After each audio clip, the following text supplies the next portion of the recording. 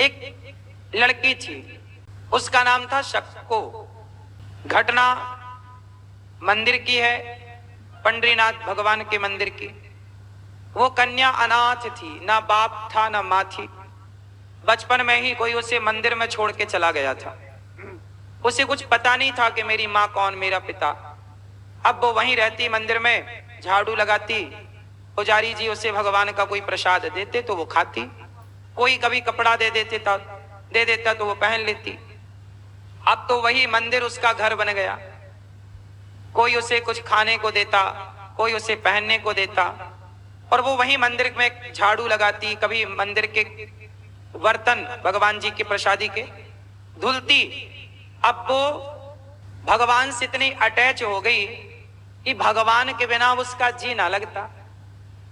शक्को वहीं रहती मंदिर में, सब कीर्तन करते तो वो भी कीर्तन, सब भगवान का नाम जपे तो वो भी। दिन भर वो विठ्ठल विठ्ठल विठ्ठल नाम जपती। एक दिन क्या हुआ कि पुजारी जी ने कहा कि बेटा अब तुम बड़ी हो गई हो, जवान हो गई हो, सयानी हो गई हो, ऐसा करो तुम कहो तो हम तुम्हारे लिए एक लड़का ढूंढ लाएं और तुम्हारा विवाह कर दें। अब मंदिर में जितने पुजारी जी थे उन्होंने देखा कि ये तो देखो बचपन से देख रहे हैं, ये हम सबकी अब बेटी है, एक काम करो कि अब इसका विवाह कर दो।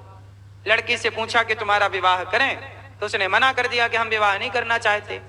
पर उन पुजारियों को लगा कि हर लड़की यही कहती है कि हमें विवाह नहीं करना। एक अच्छे खानदान को, एक अच्छे समाज के, अच्छे पढ़े लिखे परिवार के लड़के को पुजारियों ने ढूंढा। उन्हें भी लड़की पसंद आई। अब पुजारियों ने उस लड़की को अपनी बेटी की तरह सबने मिलजुल के रखा और समय आने पर उसका विवाह कर दिया।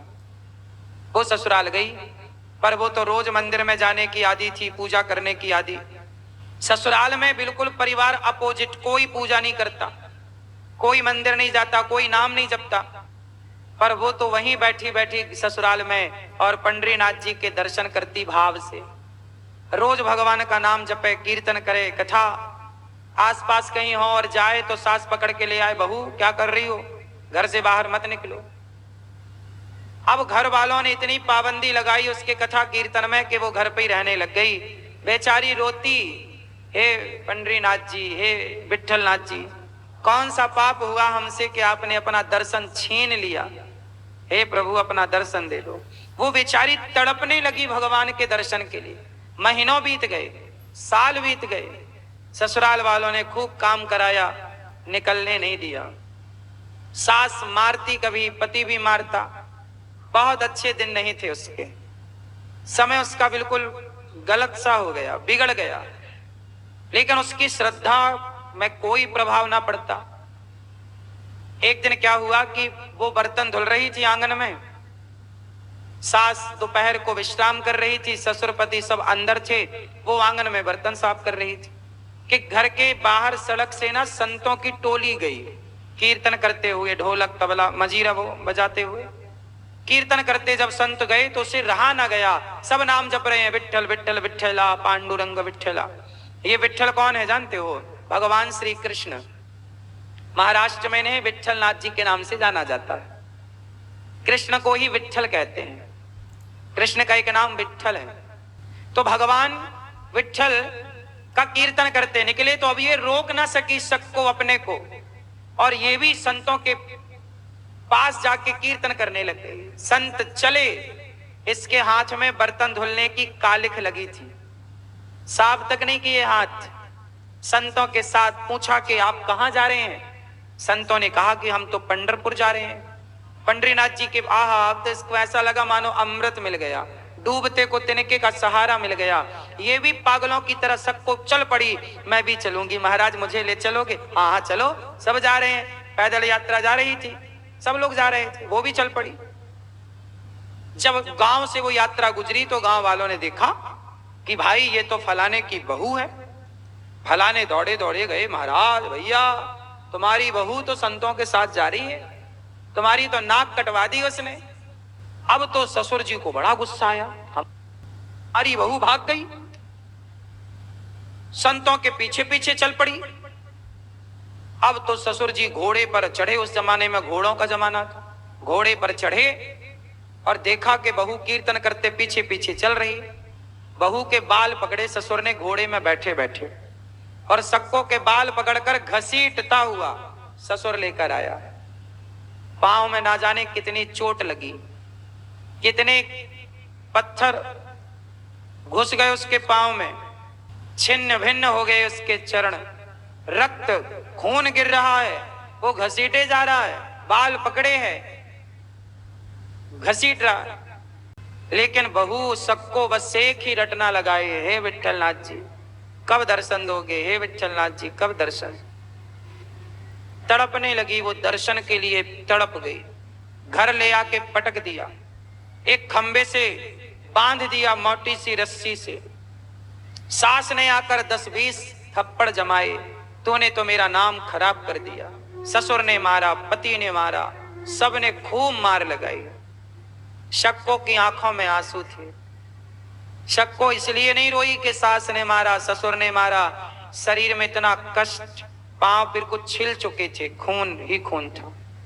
पट्टी तो किसी ने कराई नहीं, दवा तो किसी ने दी नहीं, सबने मारा जी भर के। पर शक्को रोई इसलिए नहीं कि लोगों ने मारा, परिवार ने मारा। शक्को बाई इसलिए रोई कि हे विठलनाथ जी कौन सा पाप हो गया कि आपने अपने दर्शन से मुझे वंचित कर दिया। हे नाथ कब दर्शन दोगे, हे प्रभु अपना दर्शन दे दो। वो विठल विठल जप रही है, दर्शन की प्यास लगी है। कोई कितना मार रहा उसका ध्यान मारा पीटी में नहीं है, शरीर से वो हट चुकी है, उसका चित्त भगवान में लगा। इस तरह वो भगवान में लग चुकी, जुड़ चुकी कि अब उसे भूल गया सब कुछ। सास का मारना, ससुर का मारना। आज सास ससुर ने उसे खाने को नहीं दिया कुछ। शाम हुई, सबने खाया, वो बंधी रही, पानी तक नहीं दिया, यही तेरा दंड है। दूसरा दिन हुआ, दूसरा दिन भी वो किसी ने पानी भोजन नहीं दिया। भाग के गई है ना, सब घर वालों ने उसे दंडित किया। रोज मारती सास, रोज मारता ससुर, पानी तक ना देते। लेकिन उसके मुंह से केवल एक ही शब्द निकला, विठल, हे प्रभु कब दर्शन दोगे, हे नाथ कब दर्शन। जब भक्त की ऐसी तड़प भगवान ने देखी ना, तो विठल नाथ जी रो पड़े। और आज तीसरी रात थी। तीसरी रात ना उसे ससुराल वालों ने पानी दिया, ना भोजन दिया, तड़पती रही।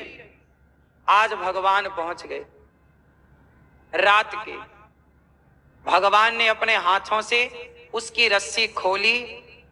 विठल नाथ जी ने, वो तो मूर्छित थी, बेहोश, पर उसकी धड़कन, उसके अंतरात्मा में बस विठल विठल यही चल रहा था।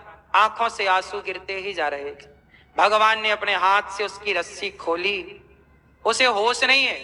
भगवान ने अपने हाथ से मलहम लगाया। शक्को के पांव में घाव हो गए ना, घसीट के लाने से दवाई लगाई। भगवान ने अपनी कृपा दृष्टि डाली, शक्को बिल्कुल स्वस्थ हो गई। भगवान ने उसे गेट से, दरवाजे से बाहर किया और भगवान ने अपने भक्तों को बुलाया। अब वहां पर एक भगवान की, अपनी भक्तों की मंडली भगवान ने प्रकट कर दी, और वो मंडली भी अब जा रही है भगवान के धाम पंडरीनाथ जी का दर्शन करने। शक्को उस मंडली में फिर मिल गई, और भगवान ने ही उसे शक्ति दी चलने की। अब उसे कुछ होश तो था नहीं ज्यादा, कृपा भगवान ने डाल दी, कृपा दृष्टि।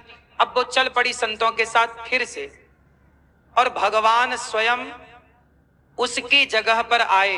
भगवान ने अपने को शक्को का रूप बनाया, अपने आप को शक्को बाई के रूप में तैयार किया, और स्वयं भगवान शक्को बाई बन गए, और उस खंबे पर जस की तस बंध गए। भगवान की हालत अब वैसी हो गई जैसे उस शक्को बाई की थी, और भगवान ने उसे स्वस्थ करके भेज दिया पंडरीनाथ जी, पंढरपुर। अच्छा, भगवान खुद क्यों बंधे?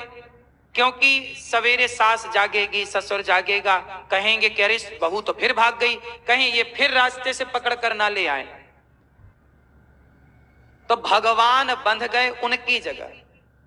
शक्को की जगह खुद विट्ठल नाथ जी बंधे हैं शक्को के रूप में, वही रस्सी वही चोट वही रूप भगवान ने लिया। सवेरा हुआ तो सास आई, फिर 2 थप्पड़ जमाए गाल में बहू के, और अब वो बहू थी कहां, अब तो भगवान थे। ससुर आया उसने मारा, पति आया उसने, रोज की तरह उन्होंने मारा पीटा उसे, लेकिन आज वो मारा पीटी उस बहू के साथ नहीं थी, आज वो मारा पीटी भगवान के साथ थी। लेकिन भगवान सारे थप्पड़ खा रहे हैं, किसके लिए? खुद बंध गए, किसके लिए? स्वयं ने बंधन को स्वीकार कर लिया, किसके लिए? भगवान कहते हैं कि मैं बंधन में बंधूं तो बंध जाऊं, पर मैं अपने भक्त को बंधन में बंधा हुआ नहीं देख सकता। खुल गए। शक्को बाई दौड़ पड़ी, संतों के संग कीर्तन विट्ठल विट्ठल विट्ठला विट्ठल विट्ठल विट्ठला। संतों की मंडली चलते चलते दूसरे दिन वहां पर पंडरीनाथ जी का दर्शन करने, जैसे ही वो मंदिर की सीढ़ियों पर पहुंची, शक्को ने जो पंडरीनाथ जी को देखा, भगवान को देखकर कहा, हे विधाता, हे पंडरीनाथ जी, अब अपने से दूर ना कीजिएगा।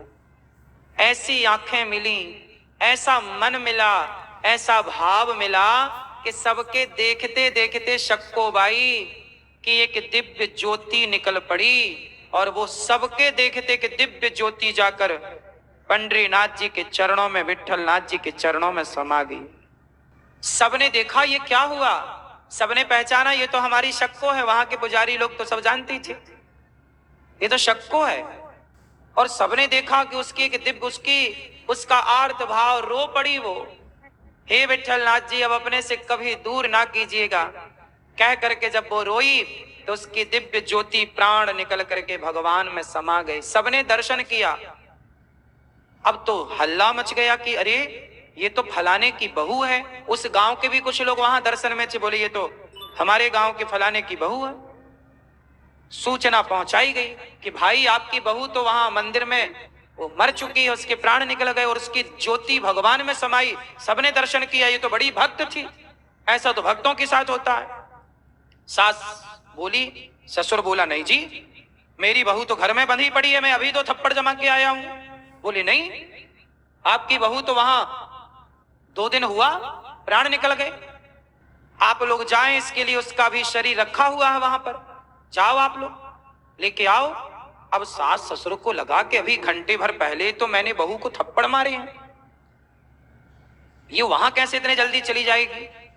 वापस आकर देखा तो भगवान तब तक बंधन में थे जब तक भक्त बंधन में था, वहां भक्त मुक्त हुआ कि यहां भगवान मुक्त हो गए। अब यहां भगवान नहीं। अब ये लोग तैयार किए अपना घोड़ा वोड़ा, दौड़ के गए, जाकर देखा तो वही शक्को बाई। लोगों से पूछा कि कब आई, बोली ये तो 2 दिन से यहां है, शरीर इसका पूरा हो गया, 2 दिन से हम लोगों ने शरीर को संभाल रखा है। सास ससुर ने कहा कि 2 दिन क्या, हमने तो आज ही, वो घोड़े से आ गए ना दौड़ के जल्दी से, और वो पैदल आई तो उनको टाइम लगा था। बोले हमने आज ही मारा था अपनी बहू को, घर में बांध के रखा था, ये यहां कैसे आ गई और 2 दिन पहले कैसे आई? 2 दिन पहले तक तो, आज तक तो वो घर पे थी। अब लोगों ने समझ लिया कि भक्त के लिए भगवान बंधन में बंधे। सब भक्तों को पूरी कहानी समझ में आ गई। उसने जब पूरी बात बताई कि इसने भगवान से मिलने की जिद की, हम लोगों ने पकड़ के रखा। अब तो उसे देखा तो उसके शरीर में कोई घाव भी नहीं था, निशान भी नहीं। उन्होंने कहा कि इसके पांव में तो घाव थे, वो घाव नहीं। अब समझ लिया कि भगवान ने ही इसको स्वस्थ किया और भगवान ही इसकी जगह मार खाते रहे और भगवान ही बंधन में बंधे रहे, भक्त को आजाद कर दिया। ये मानव जीवन मिला है ना, बंधन के लिए नहीं मिला, बंधन में तो हम थे ही, मुक्त होने के लिए मिला है, इसलिए मुक्त हो जाओ।